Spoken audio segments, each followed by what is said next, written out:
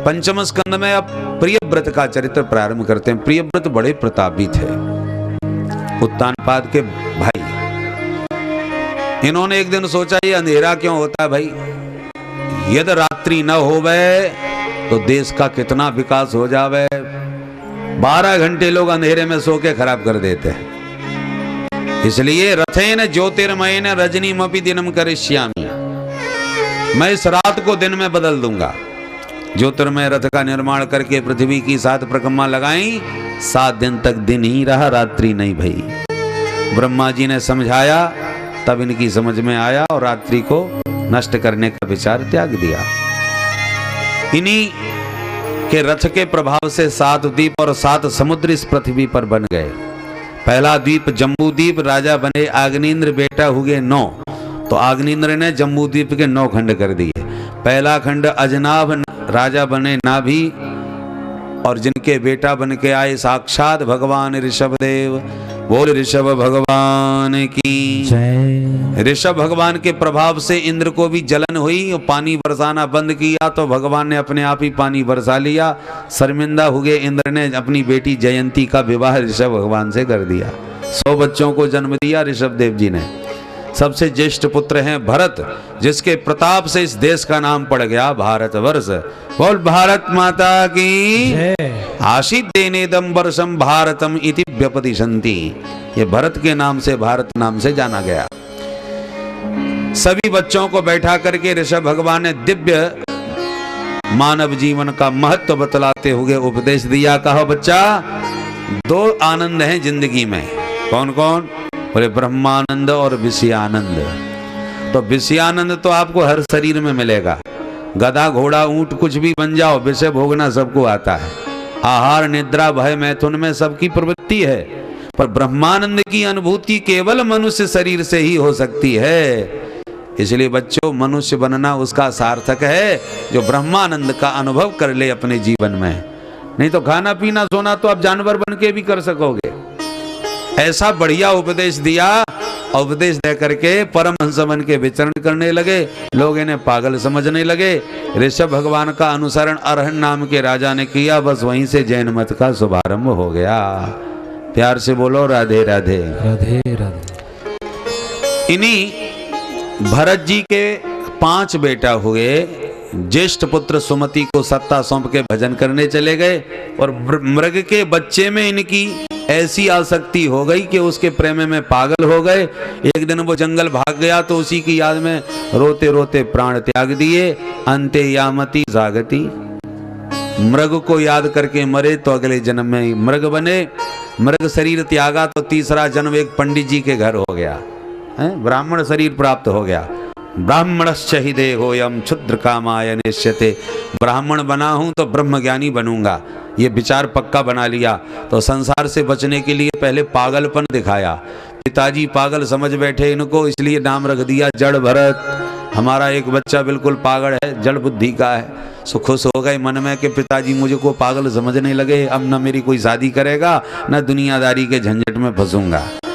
तो दुनिया से बचने का एक ही तरीका है कि पागल हो जाओ। सचमुच पागल मत हो जाना, पागल होने का नाटक करना, तो दुनिया वाले अपने आप ही तुमसे दूर हो जाएंगे। तो भरत जी ने वही किया।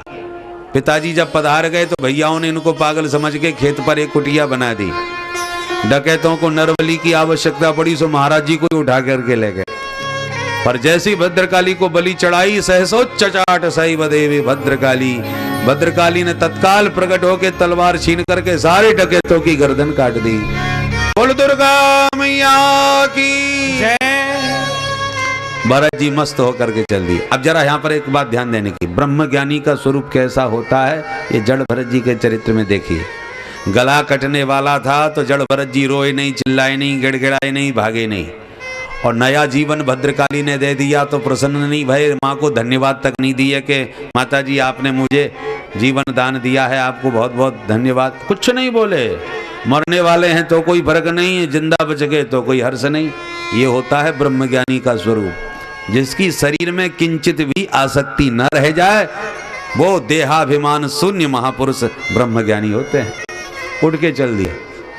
राजा रघुगण पालकी से आ रहे थे, एक कहर बीमार हो गया, सो महाराज जी को ही पालकी में लगा लिया। बाबा ने बिना किसी विरोध के पालकी कंधे पर धर ली। आजकल हमको 4 श्लोक कंठस्थ हो जाए गीता के तो हम पंडित बन के घूमते हैं, पंडित पछाड़। बोलो राधे राधे। हमने भी गीता रामायण सब पढ़ी हुई है, कोई किसी से कम नहीं है। पर धन्य है जड़ भरत जी, हैं वेद वेदांत में निष्णात, ब्रह्म ज्ञान से परिपूर्ण।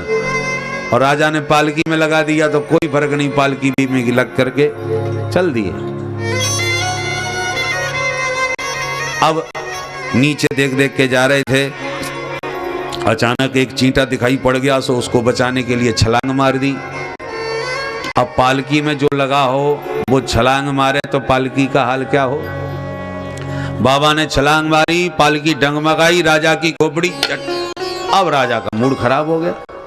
अरे मूर्खो, तुमने मेरा सिर फोड़ दिया, कैसे पालकी चला रहे हो। कहारों ने डरते हुए कहा, सरकार अयम अधुनैव नियुक्तोपि न द्रुतम व्रजति। हमने जैसे अभी अभी पालकी में लगाया, ये ठीक से नहीं चल रहा, बड़ा रहा है।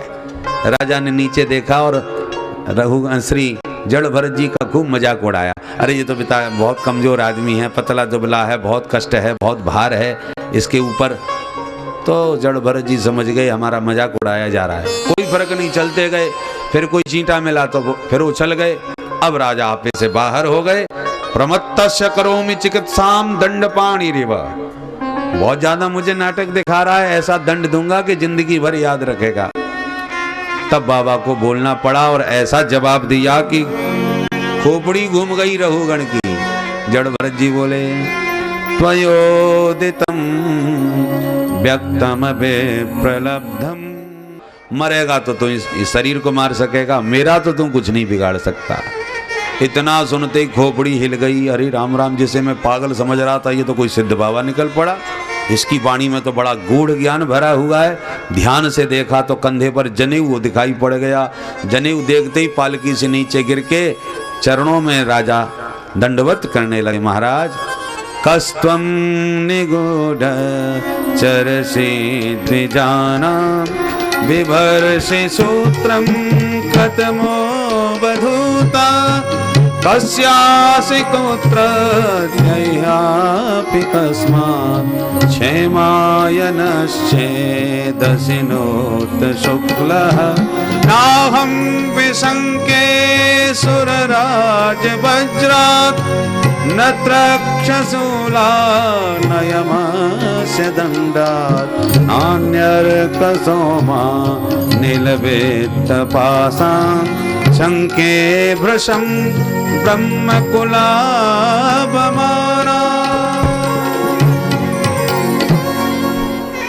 बड़ा सुंदर शास्त्रार्थ होगा। जड़ भरत जी बोले, राजन तुम हमारे चरणों में कैसे गिर पड़े? तुम तो हमें दंड देने वाले थे। बोले नहीं नहीं महाराज, पहले ये बताइए, मेरे से गलती हो गई, आप अपना सही सही परिचय दीजिए। कस्तम, आप कौन है महाराज जी? निगूढ़श्चरसी, अपने को दुनियादारी से छुपा करके संसार में घूम रहे हो। कतमो बधूता, आप कौन अवधूत है महाराज? कृपा करके अपना सही सही परिचय दीजिए। महाराज मैं डरता किसी से नहीं हूं। साक्षात देवराज इंद्र वज्र लेके मेरे सामने लड़ने आ जाएं तो दो दो हाथ उनसे भी करके दिखा दूंगा। नाहम विशंके सुरराज वज्रात। अरे इंद्र की छोड़ दो। न त्रक्षशूलात, त्रिनेत्र भगवान शंकर त्रिशूल तान के मेरे सामने आ जाएं। काल की छोड़ो, वो तो महाकाल हैं, उनसे भी नहीं डरने वाला मैं। यमराज काल दंड लेके सामने आ जाएं तो दो दो हाथ उनसे भी कर लूंगा। अच्छा, जब किसी से नहीं डरते, यमराज से और शंकर से भी नहीं डरते, तो डरते किससे हो?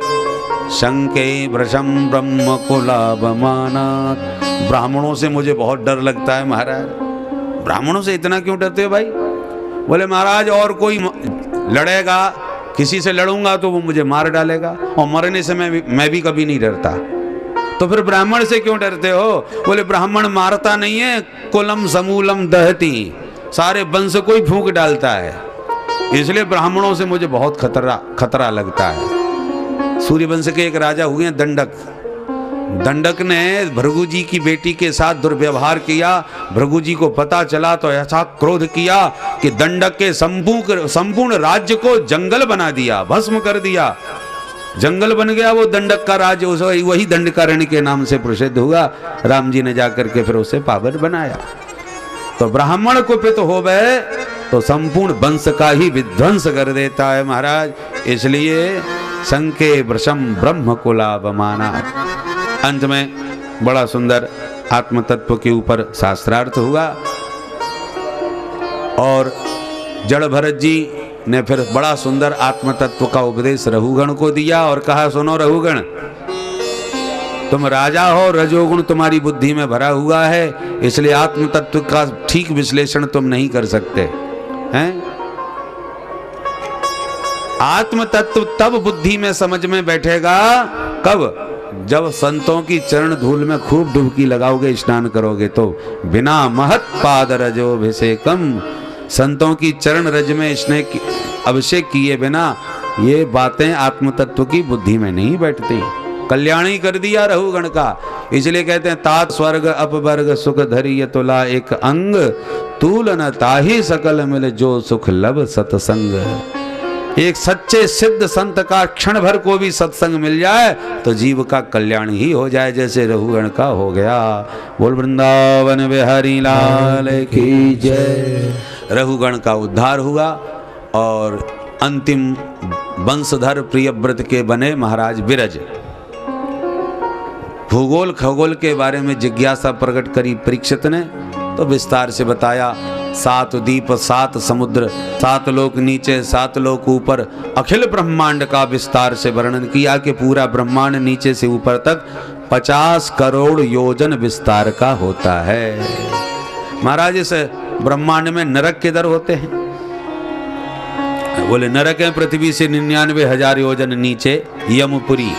28 नरक होते हैं बड़े बड़े, तामिश्र, अंध तामिश्र, रौरव, महारौरव, कुंभी, पाक, सिबत्रमन, सुकर, मुख, लाला, भक्ष, बैतरणी, ये सब नरकों के नाम हैं। और आप महाकुंभ के इस पावन पुनीत तीर्थराज में बैठ के नरकों की चर्चा ज़्यादा काय क्यों करें आपको। परंतु पापी लोग नरक में जाते हैं। पर नरकों की बात सुन के घबरा गए परीक्षित महाराज। नरक तो बहुत खतरनाक होते हैं, पापियों को बड़ा दंड दिया जाता है, कोल्हू में पेला जाता है और खौलती कढ़ाई में छौंक दिया जाता है। तो महाराज, इन नरकों से बचने का कोई उपाय नहीं है क्या? बोले बिल्कुल है। तो जरा बचने का कोई उपाय हो तो हमें बता दो। बोले बिल्कुल, सुनो। नरकों को एक तरह से आप धोबी घाट समझ लो। कपड़ा पहनोगे तो गंदा तो होगा, गंदा होगा तो सफाई करनी पड़ेगी। सफाई के 2 तरीके हैं, बढ़िया बाथरूम में बैठ करके साबुन रगड़ के अपने हाथ से साफ कर लो, साफ हो जाएगा। पर गंदा होता जा रहा है, सफाई करने की तुम्हारे पास फुर्सत नहीं है, तो फिर उसका दूसरा उपाय है धोबी घाट। भेज दो धोबी घाट में, मार मार के कुटने, सारा मैल साफ करके तुम्हारा कपड़ा लौटा देगा। पर आप केवल सफाई करोगे, धुलाई करोगे, और धोबी घाट में तो धुलाई कम होती है, धुनाई ज़्यादा होती है? तो कपड़े की दुर्दशा कर देते हैं। इसलिए यदि आपने अपने जीवन की चादर में कोई पाप का दाग लगाया हो तो फटाफट प्रायश्चित का साबुन लगा के उसे साफ कर लो। और प्रायश्चित नहीं करोगे तो धोबी घाट कौन है? यमलोक, यमराज के दूत ले डंडा खड़े हैं, मार मार के तुम्हारे जीवन की चादर के सारे दाग धो देंगे और फिर ड्राई क्लीन करके भेज देंगे। पर वो लोग दया बिल्कुल नहीं करते। इसलिए यमराज के डंडों से बचना हो तो पापों का प्रायश्चित फटाफट किया करो। पहले तो हो सके पाप ही ना बने, और कदाचित कोई पाप बन जाए तो फटाफट उसका प्रायश्चित करके उसकी सफाई भी करो। तो महाराज, ये तो बताओ किस पाप का कौन सा प्रायश्चित करना चाहिए? बोले ये तो झंझट वाली बात हो गई। एक एक पाप का एक एक प्रायश्चित कहाँ तक बताएंगे? पूरा भागवत ही हो जाएगा इसमें। एक साबुन हम तुम्हें एक बढ़िया सा बताए देते हैं। साबुन है तो बिल्कुल सस्ता, ज़्यादा महंगा नहीं है, पर है इतना शक्तिशाली साबुन कि एक बार चादर को रगड़ दिया तो बड़े से बड़े दाग ढूंढते ही रह जाओगे। ऐसा कौन सा साबुन है? बोले नोट करो। केचित केवलया भक्त्या वासुदेव परायणा अघम धुनवंती कात्रेण निहारमेव भास्कर निहार में भास्कर। जैसे भुवन भास्कर सूर्य के उदय होते ही सारा कोहरा और सारा अंधकार नष्ट हो जाता है। आज सवेरे कितना कोहरा था, पर भुवन भास्कर जब अपने प्रखर किरणों से प्रकट भय, भाग गया ना सबका सब। तो कितना भी कोहरा और अंधेरा हो, भुवन भास्कर की किरणें सबको ध्वस्त कर देती हैं। ऐसी जन्म जन्मांतर के, कल्प कल्पांतर के, युग युगांतर के, चाहे जितने पाप के दाग हों, पर भगवान नाम संकीर्तन करते ही जीव के समस्त पाप ताप संताप ध्वस्त हो जाते हैं, नष्ट हो जाते हैं, समाप्त हो जाते हैं।